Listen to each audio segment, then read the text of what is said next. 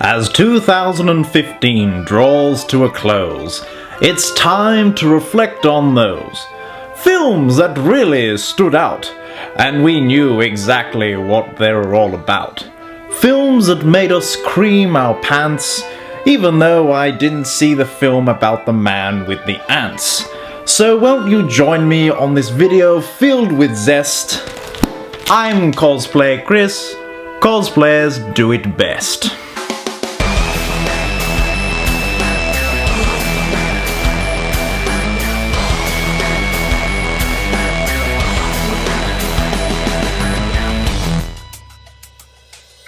What's happening, my fellow geeks and geekettes? Welcome to a brand new episode of Cosplay Chris, and today we're doing my top 5 films of 2015. It's hard to believe 2015 is already coming to a close, and already we have had so many amazing films, so many surprises. So I thought I'd do my top 5, make it short, sweet, to the point. And of course you guys know what my number 1 film is going to be for this year, but fuck it, I'm going to do another 4. Number 5. Starting off the list at number 5 is Jurassic World, and I actually haven't done a review on this, so I'll try and give a little mini review if I can. Now, when I saw the first initial trailers for Jurassic World, I thought it looked damn good, but I thought it'd be one of those things where they put all the good bits into the trailer and that was it. How wrong I was. This film took me completely by surprise. It went back to the basics of the original Jurassic Park. It was fun, it was entertaining, it was truly a top popcorn film. Even though we've got new cast members in this, it was nice and refreshing. It was nice to see Chris Pratt doing something different, action and comedy. Even though he's done Guardians of the Galaxy, which is also action and comedy, he has established himself as an action man and a funny man. It was cool to see the park actually open and seeing John's vision finally come to life. As we saw in the first Jurassic Park, he wanted this to be an amusement park. He wanted people to find out how amazing dinosaurs really are. Now, for those who haven't seen it, possible spoiler alert here, but the end fight between the T-Rex and the genetically spliced dinosaur was absolutely epic. That capped off the whole movie for me. So there we go. Number 5. Number 4.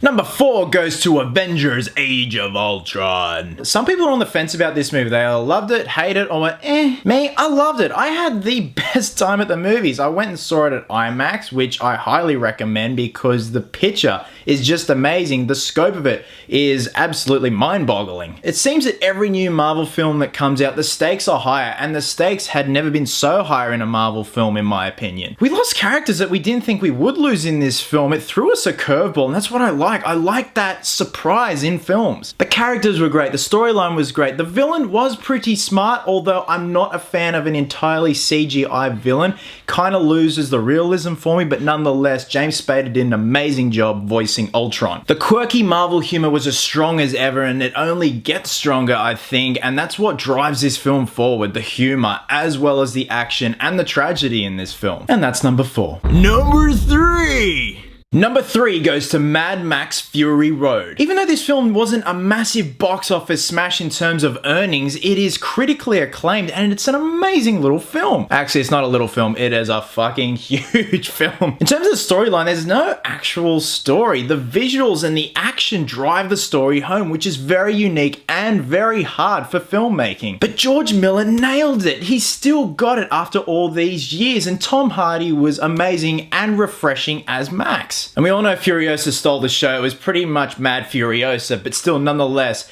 it was just so amazing. The visuals were brilliant, and the use of all these practical effects and little CGI as possible just adds to this film. You know me, guys, I'm a big fan of practical effects. There is nothing better than having something actually in camera, and George Miller tried to do this 99% of the time. There obviously are some times where you're going to need CGI. Nonetheless, it blended perfectly with the practical effects. The stunts were just off the hook. How no one died during this film is a miracle. Tom Hardy, George Miller, and Charlize Theron has signed on for 2 more Mad Max films, and I can't wait to see what that trio come up with, because what they have created is something very special. Number 2. Number 2 goes to Black Mass, starring Johnny Depp and Joel Edgerton. Now, originally I was going to have Mad Max as my number 2, but this film caught me completely off guard and I was just totally immersed in it.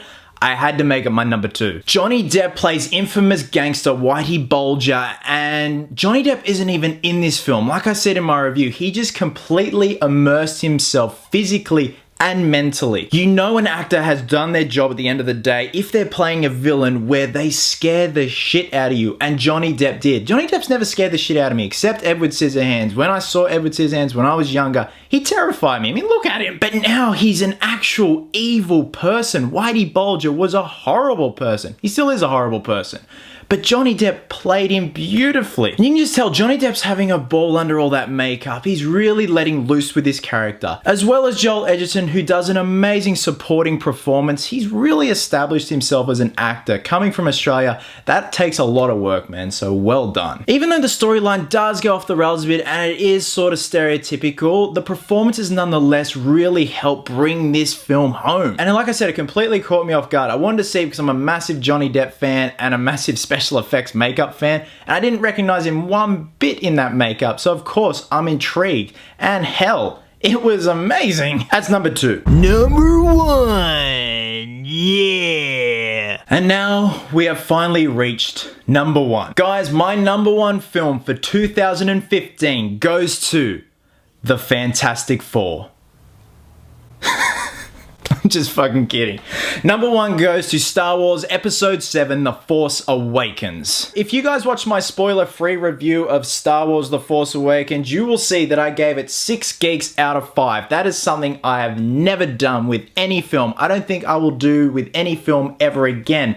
Just by how immersed and how much it took me away from my world into their world. It felt exactly like the original trilogy. The color palette, the acting, the story, the dialogue, the use of practical effects over CGI. Obviously, like some films, you are going to have to use CGI no matter what, but J.J. Abrams blended the two perfectly together, as well as blending old characters and new characters together. And another thing I loved about this film was it was genuinely funny without trying to be funny. You know when some films just try and shove humor down your fucking throat, and you're just like, I'm not buying into this. But with Star Wars, it was unintentional, clever, and witty. The Force Awakens was the perfect CPR after the tragic prequels, but it just reinvigorated the franchise once again. I can't wait to see episodes 8 and 9. So once again, Star Wars is back, baby. And there you have it, guys. They are my top 5 films of 2015. It's pretty safe to say that 2016 is going to be a fucking big year in terms of comic book films. Hence the Deadpool shirt. I've still got to get a Batman v Superman shirt because that's the one. They're my boys. So guys, what were your top 5, top 10, top whatever films of 2015? Please drop a comment below and let me know your thoughts. As always, thanks very much for your continuing support. And until next time, geeks, always remember, cosplayers do it best.